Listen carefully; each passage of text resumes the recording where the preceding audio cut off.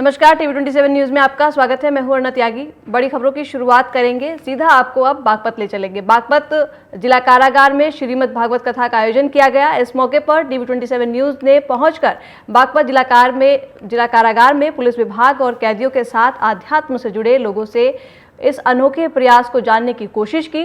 और सच कहें तो ये अनुभव अपने आप में काफी रोमांच और अलौकिक था, क्योंकि श्रीमद् भगवत कथा सुनने के बाद यहाँ मौजूद कैदियों के चेहरे पर जहाँ एक सुकून नजर आया, वहीं पुलिसकर्मियों ने भी कारागार में मौजूद बेहतर कैदियों के भविष्य की कामना की। बागपत कारागार में श्रीमद् भागवत कथा का आयोजन किया गया। कार्यक्रम का शुभारंभ पंडित शिवाकांत जी महाराज के आगमन के साथ हुआ। इस मौके पर मौजूद अधिवक्ताओं कल्याण सिंह, सतीश चौहान, आतिश, गौरव और संजय प्रजापति ने पंडित शिवाकांत जी महाराज का मंच पर पहुंचकर स्वागत किया। कारागार में श्रीमद् भागवत कथा के शुरू होते ही पूरा वातावरण आध्यात्मिक हो गया और कैदियों से लेकर के पुलिसकर्मी कथा के रंग में सराबोर हो झूमते नजर आए। कारागार में श्रीमद् भागवत कथा के आयोजन को लेकर हमने डेप्यूटी जेलर हिना खान से बात की और इस कार्यक्रम के बारे में जाना। हमारे साथ हमसे बातचीत करने के लिए डिप्टी जेलर हिना खान जी मौजूद हैं। सबसे पहले मैम, आपका टीवी 27 न्यूज़ में बहुत बहुत स्वागत है। थैंक यू आपका।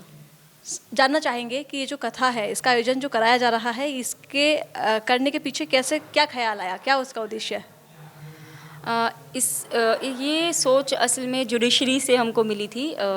डीएलए से सचिव शिव कुमार सर जी ने कहा कि मतलब जेल के अंदर आध्यात्मिक विकास के लिए और बंदी की मनस्थिति सुधार के लिए भागवत कथा का आयोजन किया जाना चाहिए। और उन लोगों ने आपस में डिस्कस किया, फिर हमारे सीनियर्स को बुलाया, अधीक्षक साहब को बुलाया, उनसे डिस्कस किया गया।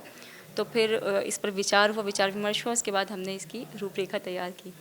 आज जब हम यहाँ पर आए, हमने बहुत सारी महिला कैदियों से भी बात की और अब हम उनसे बात करते हुए ये जानना चाहेंगे आपसे कि क्या आपको लगता है इस तरह के जो आयोजन हैं, इनको कराने से इन महिलाओं की या तमाम उन बंदियों की मानसिक स्थिति पर फर्क पड़ेगा? जब से कथा का आयोजन हो रहा है तो मैंने भी यहाँ पर रहते हुए चीज़ देखी है कि लोगों के, बंदियों के दिमाग पर और उनकी जो मतलब बिहेवियर है उसमें बहुत ज़्यादा सुधार आया है। ख़ास तौर से जैसे महिला बंदियों के बारे में आपने सवाल किया, तो मैंने उनको नोटिस किया है कि वो लोग मतलब चूँकि महिलाओं की थोड़ी सी ज़्यादा प्रवृत्ति होती है कि वो आस्था रखती हैं और वो लोग वैसे भी अपने स्तर से बहुत पूजा पाठ करती रहती हैं। तो जब से कथा का आयोजन हुआ है तो उसमें बहुत ही मतलब उत्सुक दिखती हैं इस चीज़ के लिए और वो चाहती हैं कि ये चीज़ चलती ही रहे। और मुझे भी ऐसा लगता है कि ऐसे आयोजन होते रहने चाहिए, उससे एक अच्छा माहौल बनता है और बंदियों के ऊपर बहुत अच्छा असर पड़ता है इसका। आपका नाम हिना खान है, कथा का यहाँ आयोजन हो रहा है। अब देखा जाए तो दो अलग मजहब हैं। क्या आपको लगता है कि राजनीति से परे उठ करके, कहीं ना कहीं जो राजनीति भेदभाव करके जो बांटती है, इससे परे उठ करके हम सबको एक मिलकर रहना चाहिए? देखिए, मज़हब का मतलब होता है ज़िंदगी गुजारने का तरीका। चाहे वो कोई भी मज़हब हो, वो आपको एक इंसान के तौर पर किस तरह से ज़िंदगी गुजारनी है, क्या वैल्यूज़ आपके अंदर होनी चाहिए, किन बातों को आपको ध्यान रखना है, किन बातों से आपको बचना है, ये आपका मज़हब आपको बताता है। तो कथा का जो आयोजन हो रहा है उसके अंदर भी अच्छी अच्छी बातें बताई जा रही हैं जिससे लोगों के ऊपर असर पड़ रहा है। तो मज़हब और पॉलिटिक्स दोनों बहुत अलग चीज़ें हैं। मज़हब को इससे कोई सरोकार नहीं है कि कौन किस मज़हब का है क्या नहीं है। बस वो एक ज़िंदगी गुजारने का तरीका है और हर एक इंसान को मतलब उससे अबाइड करना चाहिए, मुझे ऐसा लगता है। आपसे जानना चाहेंगे, अभी हाल ही में अंतर्राष्ट्रीय महिला दिवस मनाया गया और ऐसे में यहाँ कुछ महिला कैदी भी हैं, उनकी प्रतिक्रियाओं को लेकर के और तमाम उन महिलाओं को लेकर के आप क्या कहना चाहेंगी? कल परसों 8 मार्च को अंतर्राष्ट्रीय महिला दिवस के अवसर पर हम लोगों ने अंदर अच्छे से एंजॉय किया था। भागवत कथा के समापन के बाद जब वो हो गया था, तब महिला बैरक के अंदर अच्छे से आयोजन किया गया। सबने खेल, यहाँ पर मेरी कोशिश ये रहती है कि उन लोगों को खुश रखा जाए और खुश रखने के जैसे बहुत ज़्यादा ज़राए हमारे पास नहीं हैं, तो उनमें से एक ऐसा होता है कि उनको पीसफुल माहौल और सराउंडिंग्स अच्छी दी जाए। तो मैंने उनके खेल कूद का आयोजन करवाया था ताकि वो लोग आपस में हंस बोलें, खेलें और एक फ्रीनेस जो फीमेल्स को मिलनी चाहिए, वो जो मानसिक फ्रीडम होती है, मानसिक फ्रीडम वो बहुत ज़्यादा ज़रूरी होती है, जाके जहाँ वो खुश हो सकें, अपनी मर्ज़ी से सोचें कि हाँ ठीक है, जो हो रहा है बहुत अच्छा हो रहा है। तो इस तरह से हम लोगों ने अंतर्राष्ट्रीय महिला दिवस को एंजॉय किया था यही इन लोगों के साथ ही। और बाकी सभी महिलाओं को मुझे ऐसा लगता है कि खुश रहना चाहिए। वो अपने आप में अच्छी हैं, मुकम्मल है और उनको उस पर गर्व करना चाहिए that they are females. And मैं भी अपने ऊपर बहुत प्राउड फील करती हूँ कि मैं भी एक महिला हूँ। इसी के साथ बागपत जिला कारागार के जेलर राजेश कुमार राय से भी हमने बातचीत की और इस कार्यक्रम के संबंध में जानकारी ली। हमारे साथ आज बातचीत करने के लिए राजेश कुमार राय जी, जो यहाँ के जेलर हैं, वो हमारे साथ मौजूद हैं। उनसे हम बातचीत करेंगे, लेकिन इसके पहले हम उनका बहुत बहुत स्वागत करेंगे। सर, आपका TV27 न्यूज़ में बहुत बहुत स्वागत। धन्यवाद। आपसे जानना चाहेंगे कि इस कथा का उद्देश्य क्या था? मैडम, उत्तर प्रदेश शासन और हमारा कारागार प्रशासन भी लगातार इन कार्यक्रमों को प्रोत्साहन दे रहा है ताकि बंदियों का सुधार हो सके, उनको एक सकारात्मक माहौल कारागार में प्रदान किया जा सके, जिससे वो अपनी नकारात्मकता से दूर हो करके बाहर निकलें तो एक अच्छे इंसान बन के निकलें। अब ये जानना चाहेंगे, जैसे आपने कहा कि सकारात्मकता का एक माहौल यहाँ बने। अब जितने यहाँ कैदी हैं और 4 तारीख से, जैसे मैंने यहाँ पे जानकारी जुटाई, 4 तारीख से कथा का आयोजन हो रहा है, क्या आपको ऐसा लगता है कि इस कथा के माध्यम से कुछ कैदियों के अंदर या तमाम कैदियों के अंदर एक बदलाव की भावना देखने को मिलेगी? निश्चित रूप से। हालांकि ये एक बड़ी लंबी प्रक्रिया है और इस कड़ी में और भी तमाम कार्यक्रम चलते रहते हैं, लेकिन इस कथा के संबंध में मैं स्पेशली ये कहना चाहूँगा कि जब से ये कथा प्रारंभ हुई है तब से कारागार में छोटे से भी किसी विवाद की कोई घटना नहीं हुई है। तो निसंदेह एक ये सकारात्मक कार्य है ही है। और चूँकि नकारात्मकता से सकारात्मकता की तरफ लाने में समय लगता है, तो इसलिए निरंतर ऐसे कार्यक्रम जारी रहेंगे कारागार में। और बंदी हमारे, मुझे आशा ही नहीं बल्कि उम्मीद है और विश्वास है कि बेहतर बन के निकलेंगे यहाँ से। राजेश जी, जैसे आपने कहा कि इसके पहले यहाँ घटनाएं होती रहती थी और 4 तारीख के बाद फ़र्क पड़ा, तो हम जानना चाहेंगे कि 4 से पहले ऐसी कौन सी घटनाएं यहाँ होती रहती थी? परस्पर आपस में विवाद की ही घटनाएं। ये जेलों में एक आम बात है, चूँकि नकारात्मक प्रवृत्ति के लोग इसमें रहते हैं और बाहर भी कुछ इसी तरीके का आचरण रहता है, तो कारागार के अंदर भी आकर के वो उनके आपस में कभी कभी छोटी छोटी बातों पे ही विवाद हो जाया करते हैं। जैसे आपस में लेटने की ही बातों पे विवाद हो गया, कहीं बैठने की बातों पे विवाद हो गया। तो ऐसी चीज़ों से हम लोग रूबरू होते रहते हैं नित्य प्रति के प्रशासन में, लेकिन ऐसी कोई घटना विगत 7 दिनों में छोटी सी भी छोटी मेरे समक्ष नहीं आई। तो क्या आपको लगता है कि जेलों के अंदर इस तरह के कार्यक्रम करने से कैदियों की मानसिकता पे असर पड़ेगा और ये होने चाहिए नियमित रूप से? निश्चित रूप से ये नियमित रूप से होने चाहिए। हमारी सरकार और हमारा कारागार प्रशासन निरंतर इन कार्यक्रमों को प्रोत्साहन दे रहा है। हम लोग भी यथा प्रयत्न इन कार्यक्रमों को लगातार संचालित करने की कोशिश कर रहे हैं। अब आपसे जानना चाहेंगे कि किसी ऐसे कैदी की कोई जिक्र, कोई घटना आप बताना चाहेंगे जिसको यहाँ आके और बाद में जाने के बाद आपका अभी तक के कार्यकाल में कोई ऐसा कैदी जिसने कहा हो कि मेरे जीवन में ये बदलाव आया? उदाहरण के लिए मैं अभी अलीगढ़ में पोस्टेड था विगत 3 वर्षों से। तो अलीगढ़ में एक बंदी था, उसका देखिए नाम मुझे याद, दुर्योधन। उसको मैंने पहले बड़ी छोटी छोटी वो तुलसी की मालाएं बनाया करता था जेल में। एक दिन किसी बंदी से छोटा मोटा उसका विवाद हुआ, तो उस सिलसिले में मेरे समक्ष वो पेशी के लिए आया। मैंने पूछा कि क्या करते हो, तो उसने बताया कि मैं ये मालाएं बनाता हूँ। तो हमने कहा यार थोड़ा इसको बड़े लेवल पे करो। तो उसने धीरे धीरे उनको लकड़ी हमने प्रोवाइड कराई, थोड़ा सा माहौल दिया। तो शंख, गदा और त्रिशूल, ओम, इस तरीके की चीज़ें उसने लकड़ी का बनाना शुरू किया। और बीच में एक दिन एडिशनल एसपी साहब दौरे पे आए, तो उन्होंने देखा, उन्होंने कहा कि तो बच्चे के अपहरण के केस में था और बड़ा ही श्रूड मर्डर इसने किया था और अपहरण का केस था इसका। ये कैसे ये काम कर रहा है, और तुम्हारे हाथों में अगर ऐसा हुनर था तो तुमको ये सब काम करने की क्या ज़रूरत थी। तो उसने अफसोस जाहिर किया, बोला सर अब भविष्य में ऐसा कोई काम नहीं होगा, मुझे एक बड़ा अच्छा व्यवसाय मिल गया है। और अभी भी वो बाहर निकल के अब वो यही काम कर रहा है और उसने कारागार में जिन लोगों को सिखाया था वो निरंतर इस काम में संलग्न है। अब ये भी बताइए कि क्या आपको लगता है कि इस कथा का जो आयोजन यहाँ हुआ और बागपत के अंदर अपने पुलिस प्रशासन के महकमे में कहीं और भी इस तरह के आयोजन होने चाहिए? जी, ज़रूर होने चाहिए, ज़रूर होने चाहिए। इन कार्यक्रमों को प्रोत्साहित किया जाना चाहिए। ये जितने भी कार्यक्रम हों बड़े स्वागत योग्य हैं। बहुत बहुत इनका धन्यवाद गुरु महाराज का, जो हमारे यहाँ आए और इन्होंने 7 दिन ये कथा की। एक बड़ा ही अच्छा संदेश बंदियों के मध्य गया, और बल्कि आखिर में आपने देखा होगा, आप तो यहाँ मौजूद रहे हैं, उन्होंने एक संकल्प करवाया बंदियों से कि अब हम कदाचित भी अब बाहर निकल के कोई ऐसा कार्य नहीं करेंगे कि हमको फिर जेल आना पड़े या हमारे जीवन में कोई कलंक लगे। तो उसमें से अगर 2, 4, 6, 10 बंदी भी ऐसा संकल्प को अपने पूरा करते हैं तो ये कथा का उद्देश्य सार्थक हो गया।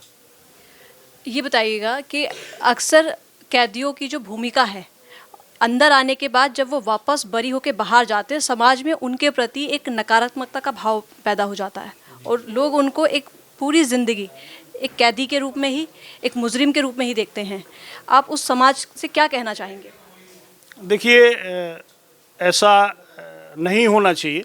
और कारागार का नाम भी, अब पहले कारागार विभाग सिर्फ था, अब ये कारागार प्रशासन एवं सुधार सेवाएं इसका नाम कर दिया गया है। तो ये एक सुधार गृह के रूप में देखा जाना चाहिए और निरंतर सुधार हो भी रहे हैं। क्राइम की घटनाओं में भी कमी आई होगी। इन प्रयासों का और सरकार के प्रयासों का, चूँकि बाइफर्केशन अभी कोई ऐसी मतलब सर्वे नहीं हुआ है कि जिसको कहा जा सके कि ये इसका प्रभाव है, ये उसका प्रभाव है, लेकिन निश्चित रूप से ऐसे कार्यक्रमों का प्रभाव पड़ता है। आप कैसा महसूस कर रहे हैं? बहुत ही अच्छा, बहुत ही मुझे सुकून लगा। ये इन 7 दिनों में मैं बड़ा आनंदित रहा। अन्य बंदियों के साथ भी कारागार का माहौल भी बड़ा सकारात्मक रहा। इसके लिए मैं, आने वाले 2 दिनों बाद होली है, कैदियों के लिए क्या व्यवस्था है? कैदियों के लिए फूलों से बनाए हुए रंग के से मैंने होली खेलने की व्यवस्था करवाई हुई है कि फूल मंगाए जाएंगे, उनको रात में टब में भिगो करके उससे कलर बनवाया जाएगा और उनको उस रंग के माध्यम से होली खिलवाई जाएगी। और मैंने देखा है कि बहुत सारे युवा कैदी भी यहाँ हैं, उनके लिए क्या कहना चाहेंगे आप? युवाओं को मैं कहूँगा कि अपराध का परिणाम हमेशा बुरा ही होता है, चाहे हमारी आत्मा के साथ हो, चाहे समाज के साथ हो, चाहे व्यक्ति के रूप में हो, चाहे परिवार के रूप में हो। तो इन चीज़ों को छोड़ के बाहर तमाम विकल्प मौजूद हैं, तमाम उपाय ऐसे हैं जिनसे आप अपराध न करके भी एक सम्मान पा सकते हैं, अपने जीविकोपार्जन का साधन मुहैया कराया जा सकता है आपको। तो आप इन चीज़ों की तरफ अग्रसर नहीं हो। आपके लिए हमारी बहुत बहुत शुभकामनाएं। TV27 के लिए क्या कहेंगे? आपका बहुत बहुत धन्यवाद। आपने बहुत कवर किया, बड़ी देर तक आप पूरे कार्यक्रम भर मौजूद रहीं यहाँ पे, और बंदियों से, कई बंदियों से भी हमारे आपने इंटरव्यू लिया। तो निश्चित रूप से इस जेल के अंदर के कार्यक्रम को अगर आप बाहर दिखाती हैं तो जेल की छवि बदलेगी बाहर के समाज में, और बंदियों के परिवार वालों को भी बड़ा सुकून मिलेगा कि नहीं, हमारे जो परिजन जहाँ पे बंद हैं वहाँ सिर्फ उनको बंद ही नहीं रखा जा रहा है, बल्कि एक उनको सुधारने का प्रयास, एक अच्छा माहौल, कुछ धार्मिक आध्यात्मिक माहौल भी दिया जा रहा है। तो इसके लिए बहुत बहुत धन्यवाद आपका। इस मौके पर हमने बार एसोसिएशन के अध्यक्ष नीरज जी से भी खास बातचीत की। हमारे साथ बार एसोसिएशन के अध्यक्ष नीरज जी भी मौजूद हैं, इनसे भी जानेंगे इस कथा के आयोजन के बारे में। सबसे पहले नीरज जी, TV27 में बहुत बहुत स्वागत है। Thank you ma'am. कैसा अनुभव कर रहे हैं? बहुत अच्छा अनुभव कर रहे हैं। और जैसे श्रीमद् भागवत के विषय में मैं बात करूं, प्रशासन ने बहुत ही अच्छा कदम उठाया है। और जैसे हमारी विधिक जुरिस्प्रूडेंस भी कहती है कि सुधार की तरफ ज़्यादा कदम उठाना चाहिए, न कि दंडात्मक विधि की तरफ। तो इसलिए ये आयोजन एक सुधारात्मक आयोजन है और बहुत ही अच्छा आयोजन रहा।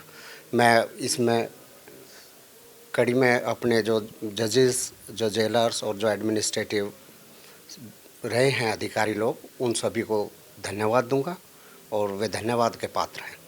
अब आपसे ये जानना चाहेंगे कि आपके पास बहुत सारे युवा आते होंगे, बहुत सारे केस ऐसे आते होंगे, उनको क्या मैसेज देना चाहेंगे?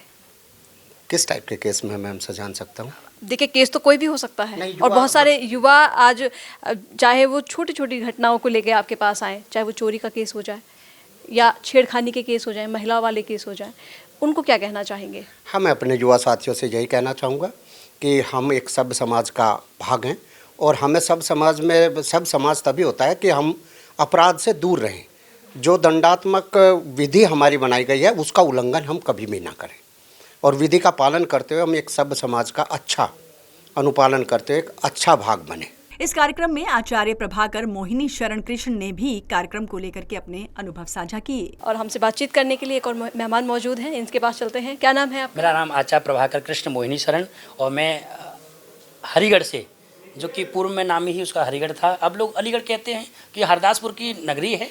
हरदास जी महाराज जी का जन्मस्थल है। आप देखें अद्भुत नज़ारा। वृंदावन में तो उन्होंने एक सुंदर मंदिर भी है। निधिवन में महाराज जी राधा कृष्ण को प्राकट किया था। और पूज्य महाराज श्री से मैं 2019 से जुड़ा हुआ हूँ और पूज्य महाराज श्री की कथाएं की सारी व्यवस्थाएं देखता हूँ और समर्पित हूँ 2019 से। और जो कि जुड़ने वाले हमारे माननीय कमिश्नर महोदय अजय दीप सिंह भाई साहब रहे। और महाराज जी समय समय पर सनातन को जगाने के लिए ऐसे कार्य, जैसे जिला कारागार में आकर, अभी नहीं पूर्व में भी कासना जेल में अद्भुत कथा हुई थी, मगर उसका अनुभव और इसके अनुभव में वो अंतर मुझे लगा, तो मुझे यहाँ भी बहुत अच्छा लगा और दोनों आनंद आया। वहाँ से भी जेल से भी लोग जुड़े रहे और आते रहे, समय समय जेलर साहब भी आए, बहुत आनंद आया। मैं तो प्रार्थना करता हूँ पूज्य गुरुदेव भगवान की जितनी भी जिला कारागार हैं सब में कथा हो। और यहाँ सुनने की आया, हमारे जिला साहब ने बताया, जब से यहाँ कथा हुई है तब से कोई विवाद नहीं हुआ है, सब स्नेह से रह रहे हैं, सब वही भावना है, सब मिलकर रह रहे हैं, चाहे वो हिंदू हो, चाहे वो मुस्लिम हो, चाहे वो सिख हो, चाहे ईसाई हो। तो मैं आपके चैनल के माध्यम से बताना चाहता हूँ, हमारे सनातन वैदिक धर्म में वो ताकत है। हमारी श्रीमद् भागवत कथा, ये भागवत गीता और कथा भागवत सप्ताह तो 18वें पुराण है ही है। भागवत गीता तो भगवान कृष्ण के मुखारविंद से निकली हुई है, जो कि 18 अध्याय 700 श्लोक, कर्म योग, भक्ति योग, सांख्य योग, सब कुछ उसमें है। तो इसलिए गीता पढ़ना चाहिए लोगों को। जैसे लोग कुरान पढ़ते हैं ऐसे ही गीता पढ़नी भी चाहिए उनको। हर सभी धर्मों जो भी हैं, देखिए धर्म एक है सनातन, मजहब हो सकते हैं, पंथ हो सकते हैं, हम सबको पढ़ना चाहिए, तब जाके कुछ निचोड़ आएगा। जैसे कुंभ में गंगा यमुना भी साथ में मिली हैं, तो हम सबको मिल के रहना होगा। और बहुत सुंदर देश है हमारा, ये सोने की चिड़िया है, सब लोग मिलजुल के रहें। तो आप ये कह रहे हैं कि राजनीति जो धर्म को बांटती है उससे ऊपर उठ करके हमें एक रहना चाहिए, आप ये कह रहे हैं? चाहिए। और देखिए धर्म में राजनीति प्रवेश ना हो, राजनीति में धर्म प्रवेश हो, धार्मिक रूप से राजनीति चलनी चाहिए। जैसे माननीय आज इस समय योगी जी महाराज हमारे एक तरफ मठ चला रहे हैं, एक तरफ राज चला रहे हैं, ऐसा हमें आने वाले भविष्य में भी प्रधानमंत्री ऐसा ही चाहिए। बस यही कामना करता हूँ भगवान से। और पूज्य गुरुदेव भगवान के साथ में रहकर बड़ा अच्छा लगता है हम लोगों को,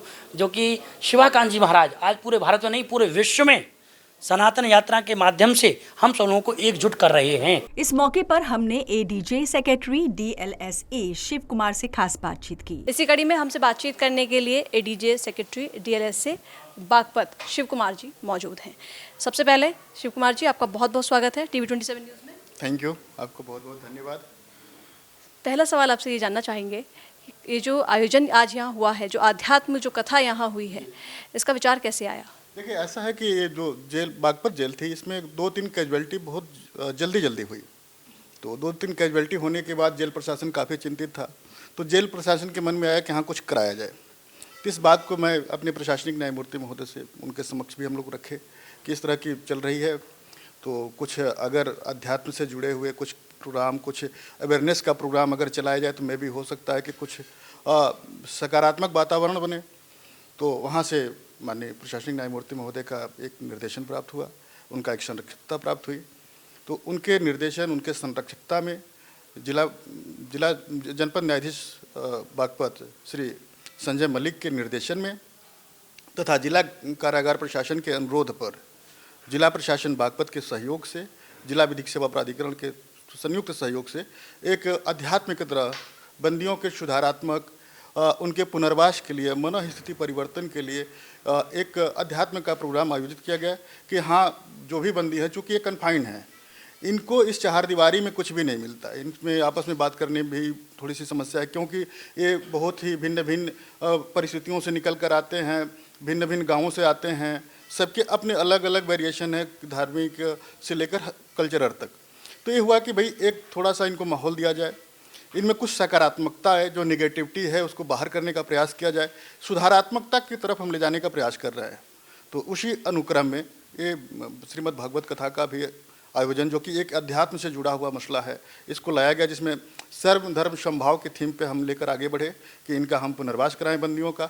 ये जब जेल से बाहर निकले तो इस समाज की मुख्य धारा में सद्मार्ग पे चलें, एक अच्छा इंसान बन के निकलें, फिर वो क्राइम की दुनिया की तरफ ना आए, बल्कि वो अच्छा आदमी बने, अच्छा काम करें, समाज में एक मिसाल कायम हो कि जेल में केवल आदमी जाने के बाद एक अपराधी बन के फिर जेल से बाहर नहीं आता है, बल्कि जेल में जाने के बाद वो इंसान बन के भी जेल से बाहर आ सकता है। उसी अनुक्रम में हमारा ये प्रयास है। आपने कैजुअलिटी की बात करी, आप बताना चाहेंगे वो कैजुअलिटी क्या थी? कैजुअलिटी क्या, जैसे जेल प्रशासन, चूँकि मैं जिला विधिक सेवा प्राधिकरण की ओर से रिप्रेजेंट करता हूँ, तो टाइम टू टाइम मैं जेल विजिट करता हूँ। मुझे ये भी इंश्योर करना है कि जो यहाँ पर कैदी हैं उनके रहने की, खाने पीने की व्यवस्थाएं सुचारू रूप से होनी चाहिए, उनके जो हेल्थ के इश्यूज हैं वो बढ़िया होना चाहिए। तो मैं टाइम टू टाइम हर हफ्ते यहाँ विजिट करता हूँ। मेरी डिफेंस लीगल काउंसिल की टीम है जिनको मैं हमेशा भेजता हूँ कि यहाँ पर आएँ, वो देखें कि यहाँ की परिस्थितियाँ क्या हैं, यहाँ के माहौल क्या हैं, हम बंदियों के सुधार के लिए और क्या कर सकते हैं। चूँकि बंदी भी हमारे समाज से हैं, बंदी कहीं बाहर से नहीं आए हैं, वो हमारे बीच हैं। कुछ हालातवश अपराधी हो जाते हैं, इसका मतलब ये नहीं है कि कोई व्यक्ति जन्मजात अपराधी है, उनको परिस्थितियां अपराधी बनाती हैं। तो कुछ परिस्थितियों के कारण आए हैं, अलग अलग परिस्थितियां हो सकती हैं, कुछ भी परिस्थितियां हो सकती हैं। तो इसलिए हम लोगों ने सोचा कि चलो कुछ करते हैं, कुछ सुधार का प्रयास करते हैं। अब आपने न्याय प्रणाली की बात की है, तो आपसे ये जानना चाहेंगे कि क्या इस आयोजन के बाद, और एक सवाल यहाँ पे ये आता है कि जो कैदी हैं कहीं ना कहीं समाज में इनको लेकर के एक नकारात्मकता का भाव है, न्याय प्रणाली के तरफ से अगर देखा जाए, अवेयरनेस के जो प्रोग्राम आज हुए हैं, जिस तरह से समाप्ति आज हुई है, क्या बंदियों को वापस अपने उस समाज की वो जगह मिल पाएगी, ऐसा आप देखते हैं? देखिए, हमारा प्रयास यही है कि ये बंदी जब यहाँ से निकल के जाएं तो एक अच्छे इंसान के रूप में जाएं, समाज में जाएं और एक अच्छा रिप्रेजेंटेशन दें, एक बेहतर काम करें। वो फिर बुराई की तरफ ना जाएं, ठीक है, वो अच्छाई की तरफ जाएं, सद्मार्ग पर चलें। इसी उद्देश्य के साथ हम लोग आगे बढ़ रहे हैं। और हमारा जो, देखिए, अब सिस्टम बदलते गए हैं, बहुत सारी परिस्थितियां रही हैं। पहले था कि आंख के बदले आंख, मतलब किसी ने किसी की आंख फोड़ दी तो आंख फोड़ दिया, वो दंड का प्रावधान था। किसी ने किसी का हाथ तोड़ा तो उसके हाथ तोड़ने का प्रावधान था। अब दंड के प्रावधान भी बदलते जा रहे हैं, ठीक ना। इसमें सुधारात्मकता की ओर हम बढ़ रहे हैं कि हम कुछ दंड में सुधार लाएं, कुछ दंड हम सही रखेंगे तो हो सकता है कि आगे निकल के अच्छे से काम करें। हाँ, लेकिन इसका मतलब ये नहीं है कि हम पूरी तरह से किसी द्वारा किए गए हीनियस अपराध को हम इग्नोर करते हैं। आज भी हमारी कानून व्यवस्था में फांसी दिए जाने का प्रावधान है कि अगर कोई हीनियस अपराध करेगा तो उसको फांसी दी जाएगी, कानून व्यवस्था में भी है। लेकिन आप ऐसे देखें, कानून व्यवस्था, जो हमारा काम है कि एक व्यक्ति, ऐसा व्यक्ति है जो हालात से मजबूर है, उसके बच्चे रो रहे हैं खाने के लिए, वो किसी दुकान से जाता है, एक ब्रेड का पैकेट चोरी कर लेता है। और एक व्यक्ति है अपने शौक पूरे करने के लिए दुकान का शटर तोड़कर एक चोरी करता है। दोनों कंडीशन में चोरी होती है। अब इसमें देखना है कि हमें क्या करना चाहिए, हमें किस तरफ जाना चाहिए। क्या भाई चोरी तो भी किया है कि उसके बच्चे रो रहे थे भूख से, वो बिना पैसे दिए दुकानदार से ब्रेड उठा लिया, चोरी तो भी किया है। एक दूसरे ने चोरी भी किया है कि उसने अपने शौक को पूरा करने के लिए किसी के जेब काट ली, किसी के चेन छीन लिया, किसी का कुछ भी कर दिया।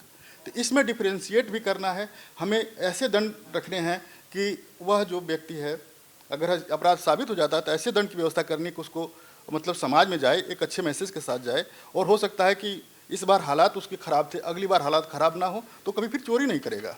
सर, अब मैं आपको रोकना चाहूँगी।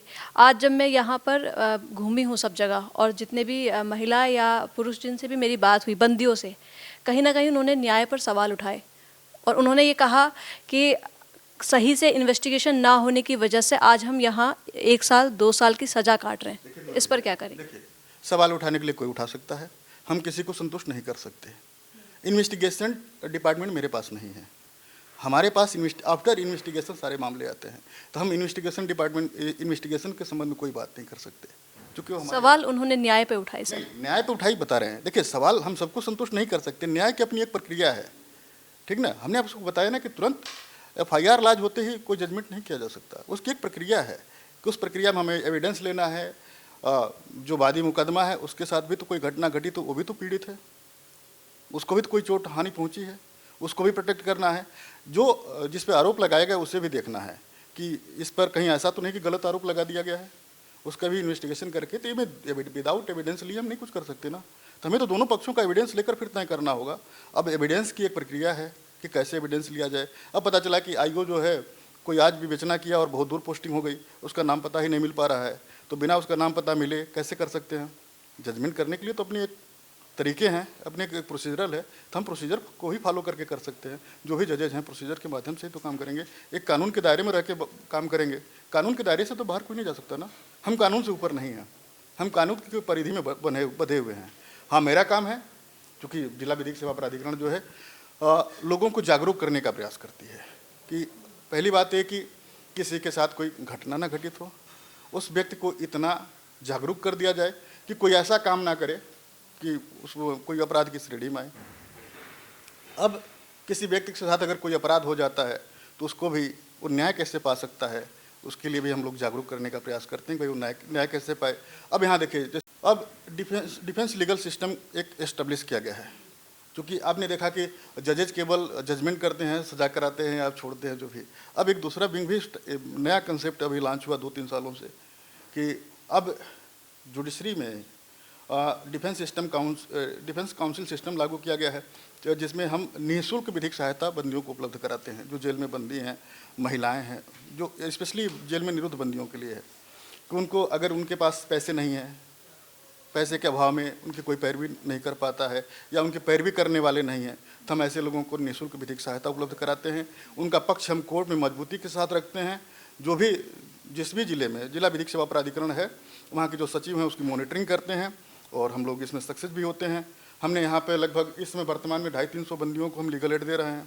हमने लगभग 500-700 बंदियों के यहाँ से छुड़वा दिया, बाहर निकलवाया कि भाई जिनकी बेल हो गई है, जमानत दाखिल नहीं कर पाते हैं, जमानतदार नहीं उनके पास, तो हम प्रयास करके दाखिल करते हैं। उनके परिवार वालों से बात करते हैं, भाई दाखिल करो, इनको बाहर निकालो। मंच के माध्यम से आज आपने एक बात कही, आपने कहा था कि कासना से हमने ये मूर्तियाँ मंगवाई हैं और जो एकदम इको फ्रेंडली हैं। क्या अपने यहाँ प्रशासन इस तरह का इन कैदियों से कोई काम करा रहा है? देखिए, कौशल विकास योजना के तहत हम लोगों ने प्रयास किया था बहुत पहले। यहाँ पर एलईडी बल्ब बनते थे। अब चूँकि एलईडी बल्ब यहाँ पे सेल नहीं हो पाया, चूँकि उसमें कुछ कास्ट भी आते हैं, तो सेल नहीं हो पाई। जो भी परिस्थितियाँ हुई, चूँकि ये जेल प्रशासन और एडमिनिस्ट्रेशन के बीच है, हम इसमें ब्रिज का काम करते हैं, थोड़ा फैसिलिटेट कर देते हैं कि भाई कौशल विकास योजना के तहत कोई स्कीम चलाई जाए। तो भी प्रयास किया जा रहा है, यहाँ पर भी प्रयास किया जा रहा है कि 1 डिस्ट्रिक्ट 1 प्रोडक्ट के तहत कोई स्कीम यहाँ लाई जाए। प्रयास किया जा रहा है। प्रशासन से बात की जा रही है कि अगर इस तरह से कोई व्यवस्था हो तो यहाँ लॉन्च कराई जाए, ताकि जो बंदी हैं वो किसी कार्य में इन्वॉल्व हों और अगर वो काम करेंगे तो उनको कुछ बेजेज भी मिलेगा, आर्थिक रूप से भी उनकी मदद हो सकती है। ये प्रयास जारी है आपका। ये भी बताइए कि यहाँ पर जो कैद जैसे आपने कहा हम तो अवेयरनेस की भी बात करते हैं और आपने ये भी कहा कि हम इस तरह के आयोजन इसलिए कराते हैं ताकि कैदियों की एक मानसिकता में सुधार यहाँ आए। अब आपसे ये जानना चाहेंगे कि अपराध दर की श्रेणी क्या है, कौन से सबसे ज़्यादा अपराधी हैं? देखिए, एक कह पाना बहुत ही मुश्किल है कि कौन सा अपराध ज़्यादा है, कौन सा अपराध कम है। यह समय और परिस्थितियों पर निर्भर करता है कि किस जगह कहाँ कैसे क्या चल रहा है।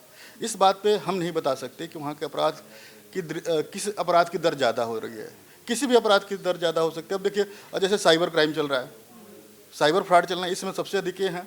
पहले होता था कि अपराध जो आदमी बलपूर्वक अपराध करता था, बलपूर्वक अपराध नहीं है, अब वाइट कलर ऑफेंसेज हो रहे हैं, ठीक ना। तो अपराध के तरीके समय के साथ जब टेक्नोलॉजी बढ़ी है, सब कुछ बदले हैं, तो अपराध के तरीके भी बदले हैं।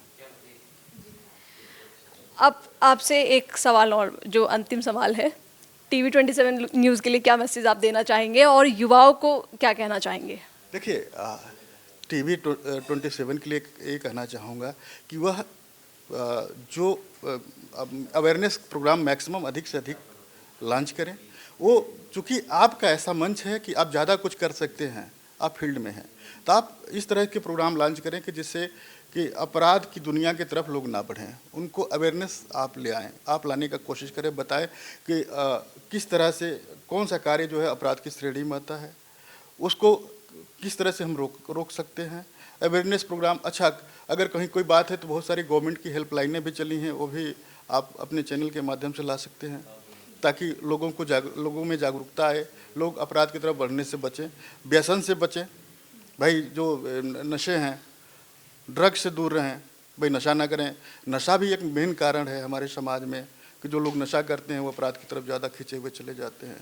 तो युवाओं में बहुत सारी चीज़, चूँकि अभी वो शायद टीनेजर तो नहीं, युवा हो गए तो बड़े हो गए, लेकिन अभी इतनी समझ नहीं, इतनी परिपक्वता नहीं है। तो उनको ये भी बताना होगा कि क्या करना चाहिए, क्या नहीं करना चाहिए। क्योंकि हम अपने अधिकारों की बात तो सब करते हैं, कर्तव्यों की बात नहीं करते। कर्तव्यों की बात करनी होगी, अधिकार तो सबको पता है। हमसे बातचीत करने के लिए बहुत बहुत शुक्रिया। तो ये थे हमारे साथ शिव कुमार जी, जिन्होंने कम समय में और सारी बातें हमें बताई, और इन्होंने कहा कि युवाओं को सबसे पहले अपराध दर की अगर बात की जाए तो सबसे पहले नशे से दूर रहना होगा, और समाज में अच्छाई का एक पहलू है कि आप अपनी उन चीज़ों को आगे लेके आइए जिन चीज़ों की ज़रूरत है समाज को देने के लिए। और बहुत बहुत धन्यवाद